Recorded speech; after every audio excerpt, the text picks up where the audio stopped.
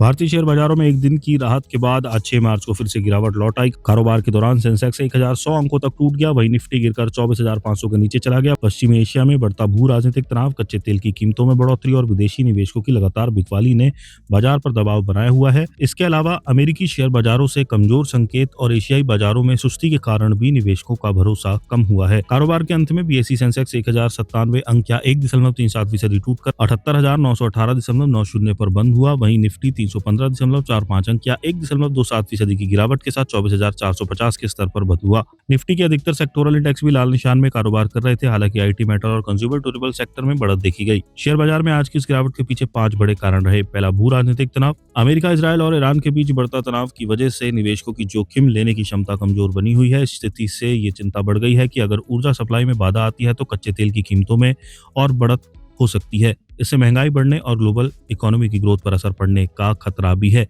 Enrich money के CEO Pon Moody are के मुताबिक मिडिल ईस्ट में जारी तनाव की वजह से कच्चे तेल की कीमतें ऊंचे स्तर पर बनी हुई हैं। इससे दुनिया में दोबारा महंगाई बढ़ने और आगे सख्त मॉनेटरी पॉलिसी लागू होने की आशंका बढ़ गई है। उन्होंने कहा कि इसी कारण ग्लोबल निवेशकों का रुख फिलहाल सावधानी भरा है और आने वाले समय में बाजार में निवेशक संभल कर और कम जोखिम के साथ निवेश करते नजर आ सकते हैं। दूसरा है कमजोर ग्लोबल संकेत। एशियाई बाजारों में गिरावट का असर भारतीय बाजार पर भी दिख रहा है। साउथ कोरिया का कॉस्पी इंडेक्स 1% से ज्यादा की गिरावट के साथ कारोबार कर रहा था, वहीं अमेरिका के शेयर बाजार में गुरुवार को गिरावट के साथ बंद हुए। तीसरा है एफआईआईज की बिकवाली। विदेशी संस्थागत निवेशक बाजार में लगातार बिकवाली कर रहे हैं। गुरुवार को उन्होंने 3,752.52 करोड़ रुपए के शेयर बेचे। वहीं मार्च महीने में अब तक एफआईआई करीब 16,000 करोड़ रुपए के शेयर बेच चुके हैं। चौथा है कच्चे तेल की कीमतों में तेजी। ब्रेंट क्रूड की कीमत गुरुवार को करीब 5% बढ़कर $86.28 प्रति बैरल पर पहुंच गई, जो उसका पिछले 20 महीने का सबसे उच्च स्तर है। वहीं शुक्रवार सुबह करीब 9:15 पर यह लगभग $84.4 प्रति बैरल पर ट्रेड कर रहा था। जियोजीत इन्वेस्टमेंट्स के chief investment strategist VK Vijay Kumar के मुताबिक संघर्ष शुरू होने के बाद से अब तक कच्चे तेल की कीमतों में करीब 16% की बढ़त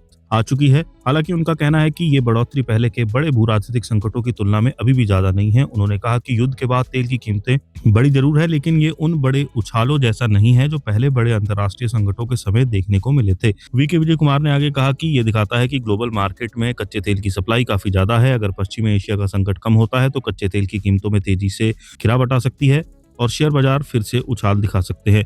उन्होंने ये भी कहा कि आने वाले समय में कच्चे तेल की कीमतें बाजार की दिशा तय करने में अहम भूमिका निभाएंगी। उनके मुताबिक जब तक ब्रेंट क्रूड की कीमतें करीब $85 प्रति बैरल के आसपास रहती हैं, तब तक बाजार पर इसका असर ज्यादा नहीं पड़ेगा। लेकिन अगर कीमतें $90 से ऊपर जाकर $100 की तरफ बढ़ती है तो इसका असर दुनिया भर के बाजारों पर पड़ सकता है। इसलिए निवेशकों को कच्चे तेल की कीमतों पर नजर बनाए रखनी चाहिए। पांचवा है बैंकिंग सेक्टर में बिकवाली। बैंकिंग सेक्टर के शेयरों में भी आज तेज बिकवाली रही। कारोबार के दौरान बैंक निफ्टी करीब 1% तक गिर गया। इसके साथ ही निफ्टी पीएसयू बैंक और निफ्टी प्राइवेट बैंक इंडेक्स भी 1% से अधिक की गिरावट के साथ कारोबार करते दिखाई दिए। बैंकिंग शेयरों में कमजोरी की मुख्य वजह कच्चे तेल की बढ़ती कीमतों को माना जा रहा है। एनालिस्ट के मुताबिक भारत से तेल आयात करने वाले देशों में कच्चे तेल की कीमतों में तेजी का सीधा असर महंगाई पर पड़ता है। अगर महंगाई बढ़ती है तो आरबीआई के लिए ब्याज दरों में कटौती करना मुश्किल हो सकता है। ब्याज दरें लंबे समय तक ऊंची रहने की स्थिति में उधार रहने की लागत बढ़ी रहती है, जिसका असर बैंकिंग सेक्टर के प्रदर्शन पर पड़ सकता है। जियोजीत इन्वेस्टमेंट के चीफ मार्केट स्ट्रेटेजिस्ट आनंद जेम्स के अनुसार पिछले दिन का टारगेट हासिल करने के बाद निफ्टी में अब कुछ समय तक कंसोलिडेशन देखने को मिल सकता है।